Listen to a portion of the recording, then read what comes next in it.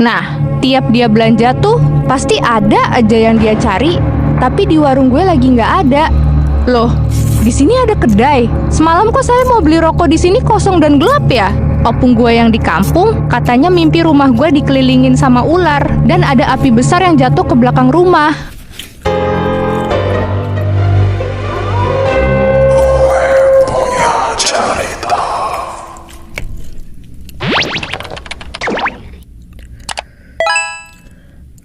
Peringatan, animasi ini dibuat dengan tujuan sharing pengalaman pribadi sang pengirim cerita. Dimohon untuk menghargai cerita tanpa menyudutkan beberapa pihak. Selamat menonton. Hai. Kenalin, gue Rumi. Nggak ada L. Ntar jadi nyanyi kalau ada L-nya. Aku bukanlah Superman. Gue dari Sumut, dan umur gue sekarang udah 24 tahun. Kali ini, gue mau cerita tentang cobaan hidup ortu gue yang gak ada abisnya. Gara-gara banyak yang iri sama keluarga gue. Padahal, ortu gue tuh tipe orang yang gak banyak ngomong, tapi banyak yang dikerjain, dan termasuk orang yang dihargai di kampung. Jadi, ortu gue tuh ada 4 anak. Anak pertama, namanya Bang Kenu. Anak kedua, Kak Ayu. Anak ketiganya itu gue. Dan terakhir namanya Dito. Nah, cerita ini berawal dari zaman gue SD. Dulu, ayah sama mama udah lama buka usaha dagang. Kayak kedai yang isinya sembako gitu kan. Nah, kita punya tetangga. Pas banget rumahnya tuh di depan kedai. Nah, tiap dia belanja tuh pasti ada aja yang dia cari, tapi di warung gue lagi nggak ada. Misal, dia nyari beras. Kebetulan hari itu beras di warung mama gue lagi habis. Atau dia lagi nyari telur, tapi hari itu ayah lagi nggak restock telur. Jadi kayak, ini orang sengaja nyari yang nggak ada, biar kesannya warung gue tuh nggak lengkap. Terus nih, masih dengan orang yang sama juga, di kedai itu kan jualan galon air isi ulang gitu. Dan ayah juga udah banyak pelanggannya. Anehnya, tetangga itu malah jualan galon air juga. Padahal udah tahu posisi kita depan-depanan ya. Tapi dia malah jualan yang sama. Dia juga nggak buka warung. Dia nggak ada depot air. Dan nggak ada rebus air di dandang gede buat dijual. Dan dia juga sebenarnya orang yang mampu. Ya oke deh, mungkin dia cuma pengen hobi aja jualannya. Tapi kayak, why gitu. Sampai waktu itu ada yang mau belanja, sekalian bawa galon kosong gitu kan ke kedai ayah. Terus dia sengaja banget ikut-ikutan mampir ke kedai ayah dan nawarin, kita juga jualan galon loh, nanti bisa diantar ke rumah. Ya ayah cuma diem aja, karena nggak enak kan kalau berebut pelanggan. Terus juga masih mikir, kalau emang udah rezeki mah nanti juga tetap ke kita kok. Tapi tetap aja heran, ini orang kenapa begitu sih? Ada lagi kejadian yang menurut gue aneh juga sih. Waktu itu gue masih kelas 4 SD dan lagi ada acara layar tancap gitu di kampung. Posisinya di samping kedai karena kebetulan lapangan itu kosong. Nah, petugas layar tancap yang malam itu lagi jaga sempet pengen beli rokok gitu kan, tapi nyari ke samping lapangan. Katanya nggak nemu kedai mama gue. Sampai besok paginya dia balik lagi tuh ke warung mama gue. Terus dia nanya, loh, di sini ada kedai. Semalam kok saya mau beli rokok di sini kosong dan gelap ya? Kayak kosong gak ada apa-apa. Terus mama gue bilang, loh, kita semua lihat kalian pada bolak-balik loh lewat di depan warung. Kita nggak tutup kok. Lampu kedai juga hidup semua sampai belakang. Masa iya gelap?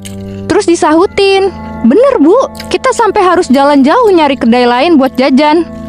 Setelah itu ya, mama cuma mikir, mungkin mereka salah lihat kali ya. Ada momen lain lagi nih. Waktu itu, mama lagi kedatangan tamu dari kampung ayah. Jadi, mama masak makanan gitulah yang lumayan banyak buat tamu. Waktu itu kompor yang dipakai tuh tipe kompor yang pakai sumbu. Kalian pernah lihat nggak kompor yang pakai sumbu? Kayaknya sekarang udah jarang deh. Pas lagi dipakai masak, entah gimana ceritanya, tiba-tiba tuh kompor meledak bejir. Kayak gimana ceritanya tuh kompor bisa meledak? Kayak aneh banget loh. Padahal udah lama banget mama masak pakai kompor itu, tapi nggak pernah ada kejadian aneh-aneh. Pas kejadian tuh, mama gue lagi sama Kak Ayu. Gue lagi nonton TV, disuruh buat manggil ayah kan, buat lihat keadaan mama. Tapi ayah lagi nggak ada di kedai. gue cari kemana-mana tuh ayah. Ternyata ayah lagi ada di belakang kedai sama opung yang dari kampung ayah. Mereka kayak lagi ngambil sesuatu gitu dari dalam tanah. Ternyata mereka ngambil bungkusan santet yang ditanam di tanah belakang kedai. Dan lu tahu isinya apa, guys? Isinya jarum, tulisan Arab, paku, dan lain-lain yang dibungkus di dalam kain putih. Ternyata opung punya keistimewaan gitu. Dia tahu ada yang jahat di kedai ayah. Jadi dia datang buat bersihin santet itu. Nah, waktu kain santet itu diambil, ternyata menyebabkan kontak ke rumah mama yang lagi masak. Jadi itulah penyebab kompor mama meledak. Mama gue jadi korban, pahanya kena minyak panas dan melepuh besar banget. Bahkan sampai sekarang bekasnya masih ada. Dan opung bilang, pelakunya akan ketahuan karena beberapa hari ke depan mereka bakal ribut keluarganya sampai barang-barangnya ikut keluar.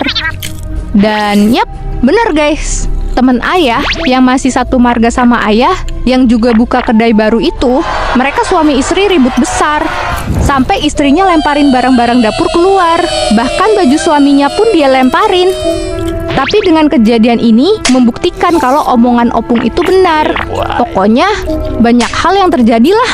Sampai ketika gue SMP, krisis ekonomi melanda keluarga gue. Sampai kita harus jualan lontong, banyak utang, dan kedai dijual. Terus karena Mbah, BTW ini mamanya mama gue ya, tinggal sendirian, jadilah kita pindah ke rumah Mbah. Masih di kampung yang sama kok. Bahkan sampai Mbah meninggal kita masih di situ. Sampai abang pertama kuliah juga. Karena emang posisinya keluarga gue ekonominya lagi anjlok banget guys waktu itu. Tapi ayah dan mama selalu kerja keras dan mendukung anak-anaknya.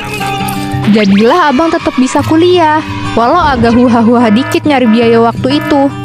Tapi nggak apa-apa, ini demi masa depan anak-anak mama dan ayah. Mereka kerja keras. Abang keterima kuliah di salah satu univ di Pekanbaru. Terus ada salah satu saudara kita yang bilang gini, iris kupingku kalau anaknya itu bakal berhenti. Nggak akan sanggup dia ini. Lagi sulit ekonomi malah kuliahkan anak. Cih, bukannya didoain yang baik-baik biar rezekinya sampai buat sekolahin abang gue sampai beres, malah negatif banget ngomongnya. Dan alhamdulillahnya, walau sakit-sakitan, abang gue tetap bisa lulus tepat waktu. Dan kayaknya dia tertohok banget tuh pas tahu abang gue berhasil selesai kuliah. Di usia gue yang udah dewasa ini, kejadian santet itu datang lagi nih. Opung gue yang di kampung katanya mimpi rumah gue dikelilingin sama ular dan ada api besar yang jatuh ke belakang rumah sampai rumahnya hancur. Terus ayah dan mama dikejar ular. Terus mama gue ketangkep. Kata opung, ada orang jahat yang mau santet pakai tanam kain putih. Kayaknya sama gitu dengan santet yang sebelumnya. Kata opung, ada orang yang kita lihat rajin ibadah, baik, sering bantu orang, tapi sebenarnya dalam hatinya enggak. Udah lama dia iri sama kalian, dan ini udah lama dia kirim. Awalnya, dia siram pasir ke seng rumah, tapi nggak mempan. Jadilah dia tanam kain itu. Rencananya mau ditambah lagi kalau ini nggak mempan juga. Canggih juga opung gue nih, bisa nerawang sedetail itu. Dan yap, kita langsung mikir ke satu orang dong, yaitu tetangga yang ada di depan kedai. Ternyata dulu ada kenalan mama gue yang bilang kalau dia tuh dilihat dari bentuk rumahnya kayak punya pesugihan gitu. Dan imbasnya akan bikin tetangga-tetangganya jadi korban. Dan yap, semua tetangganya udah berganti orang semua, termasuk kita. Terus ada satu orang yang dulu punya penyakit aneh gitu. Ternyata katanya pernah kerasukan. Dan ngakunya kalau dia itu yang kirimannya si tetangga lama gue itu. Katanya dia lakuin itu karena dia nggak suka sama orang yang seneng. Dan kalau dia nggak ambil korban, anak-anaknya nggak makan. Ngeri banget kan? Sejauh ini, keluarga gue masih struggle buat sembuh dan bangkit dari serangan-serangan aneh santet ini guys. Terakhir kabarnya masih ada tanaman santet yang belum ditemuin lagi nih guys. Tolong bantu doanya ya, biar segera ketemu. Dan semoga tetangga gue cepet insaf juga ngelakuin hal-hal begini. Jadi gue dan keluarga bisa lebih tenang. Buat teman-teman yang pernah ngalamin hal yang sama atau sedang struggle yang lain, semoga masalahnya cepet beres ya. Segini aja cerita dari gue kali ini. Sampai ketemu di video GPC lainnya ya. Bye!